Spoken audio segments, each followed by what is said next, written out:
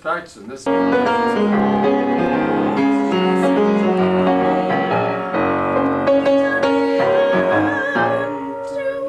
just practicing.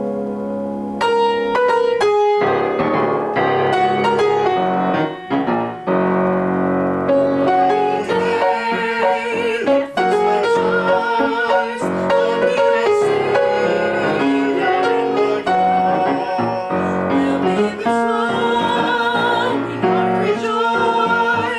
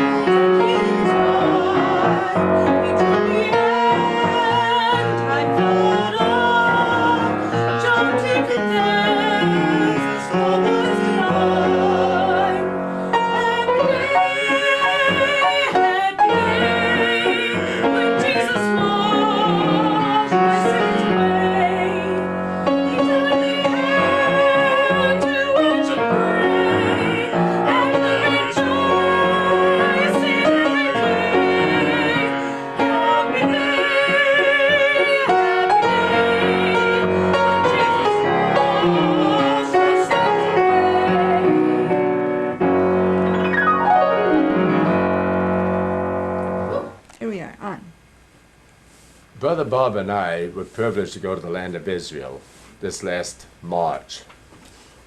And we went with Pat Ruger and Mary, his wife, and the four of us went with Chuck Missler on the tour to Israel. And it was very, very worthwhile. We had a wonderful time. And we had just come from the garden tomb at Golgotha, Calvary.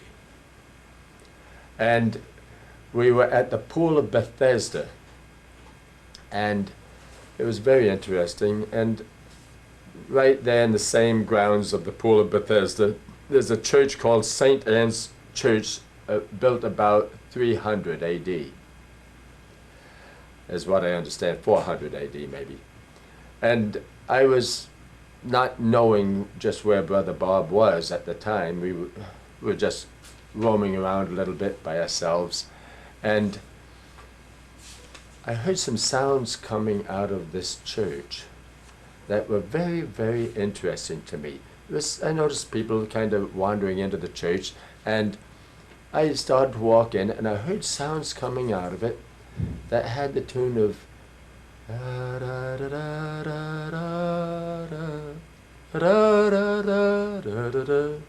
and it sounded like a pipe organ coming out of the sound of the church here. And I started going in, and I looked around, and there was no pipe organ being played. It was Brother Bob playing his little harmonica, and the acoustics were so amazing in that place that it sounded like a pipe organ. And when I came in, Brother Bob stopped his playing, and we were kind of whispering to one another there for a few moments as people were starting to come into the church. And it was just a sightseeing type of a situation. And I felt a hand on my shoulder, and it was Lou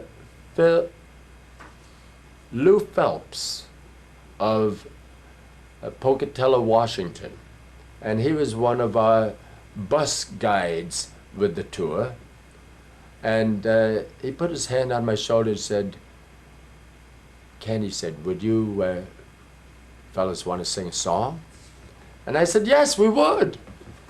And I reached into my pocket, and I had a little flock hymn book there, and I opened it to 213. And we had an unrehearsed duet. I sang the melody, and Brother Bob sang the harmony, unrehearsed.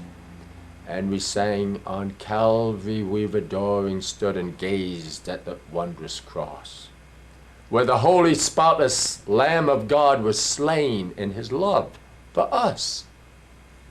How our hearts have stirred at that solemn cry. While the sun was enwrapped in night, "Eli, Eli, lama sabachthani," most blessed, most awful sight. And we sang a couple of verses of it. And while we were singing, the flash bulbs were going off as though we were movie stars. And as we stopped, a hush fell over the crowd. There were about 300 people in there when we stopped singing. And Ruthie, the long, flowing, blonde-haired Jewish tour guide on one of the other buses that was in our group, there were 5 busloads of us. And she said, "I would like, please, for us all to sing together, 'How Great Thou Art.'" And she said, "I want to lead the singing." And she was Jewish. She said, "I am familiar with the acoustics in this building." And she said, "When I raise my hands like this, it means come up with the volume. And when I drop them suddenly, it means cut it off." And we all sang Amazing Grace, and it was beautiful. And when we stopped singing, a hush fell over the crowd, and people started walking out, and I walked out, and there were people coming up to me saying, "Thank you so much for that singing. It was very special." And indeed it was, because we had just come from a very solemn experience at the Garden Tomb. And it It was wonderful. It was wonderful.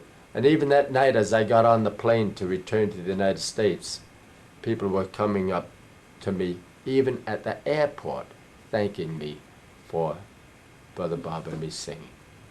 So if you go to the land of Israel, enjoy going into that old church, St. Anne's Church. And maybe you'll have a chance to sing a song to the glory of God. That's all I have to say on this subject.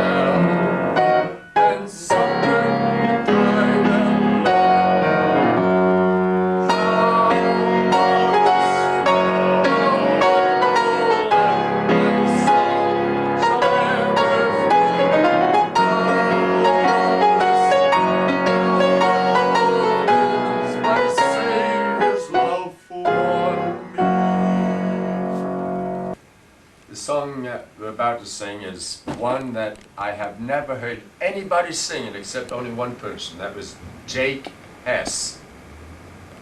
It's the only person I've ever heard sing it. And it's a very solemn song.